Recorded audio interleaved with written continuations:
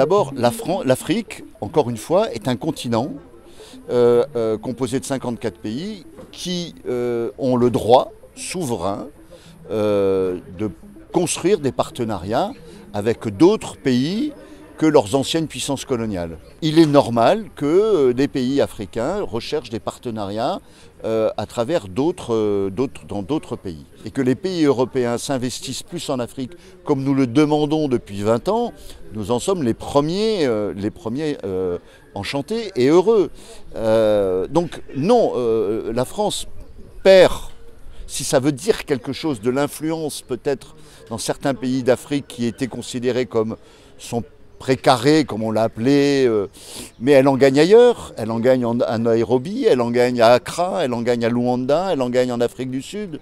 Mais encore une fois, ce ne sont pas de l'influence qu'il faut rechercher. Ce sont des partenariats qui permettent à chacun des partenaires d'y trouver leur compte. La Chine est en Afrique depuis une trentaine d'années aujourd'hui, à peu près. Va sonner aussi l'heure des bilans pour les Chinois. Est-ce que la coopération chinoise en Afrique depuis 30 ans a été toujours une coopération gagnant-gagnant pour les pays africains? Je crois qu'eux-mêmes sont en train de se poser un certain nombre de questions en la matière. Je rappelle que la Chine a endetté à la hauteur de près de 200 milliards de dollars le continent africain et que les résultats de cet endettement ne sont pas automatiquement des résultats particulièrement brillantissimes pour le développement du pays. Mais que la Chine ait la volonté d'être présente en Afrique, pourquoi pas? Que les États-Unis souhaitent se réinvestir en Afrique, on ne peut que s'en réjouir. Je dirais, il n'y a pas de nécessité absolue à ce que la France soit le seul partenaire. Je dirais même que, pour moi, le plus inquiétant, c'est en fait le désengagement aujourd'hui de la France en Afrique. Le désengagement économique.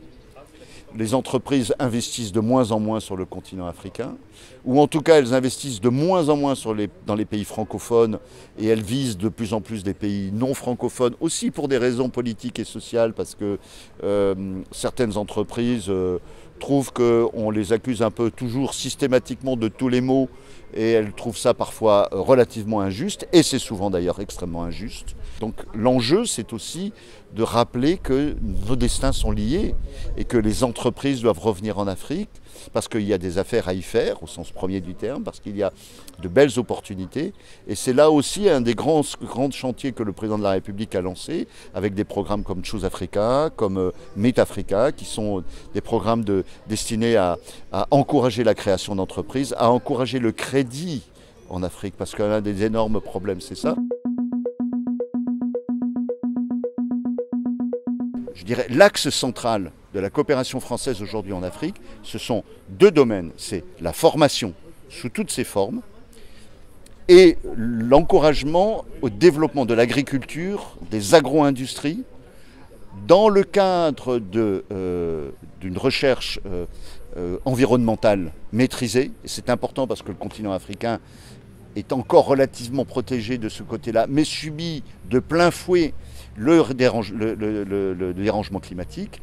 Et c'est également permettre de donner les outils qui permettront un réel décollage économique et donc de soutien aux PME, à toutes les entreprises qui vont se créer. Ce n'est pas un problème d'argent en fait. L'argent est là.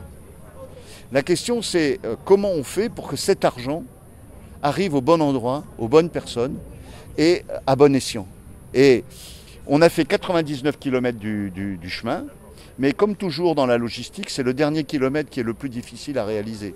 Et le dernier kilomètre, c'est notamment le système bancaire africain et la capacité que doit avoir le système bancaire africain à prêter à des entreprises pour leur investissement à des taux raisonnables et dans des conditions fiables. C'est ça l'enjeu d'aujourd'hui.